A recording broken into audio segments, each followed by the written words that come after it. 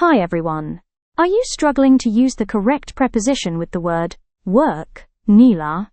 Welcome back to our Easy English with AI channel. Today, we'll learn how and when to use the word work with different prepositions, as, for, at, in, from, and to. Let's get started. First one is use work as. We use work as to talk about someone's role or job title. Example, she works as a teacher. This means her profession is teaching. Next, work for.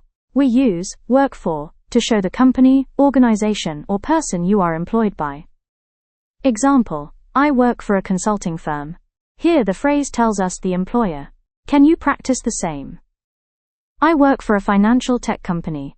Now, work at. We use work at to mention a specific location or institution. Example, he works at a hospital. This focuses on the place where the person works. Moving on to work in. We use work in to talk about a general field, industry, or department. Example, I work in finance. It tells us the area of work. Then we have work from. We use work from to say the location where you are working, especially if it's remote. Example, she works from home. You should have heard about this more frequently after COVID lockdown. Finally, work to. We use work to express purpose or goal.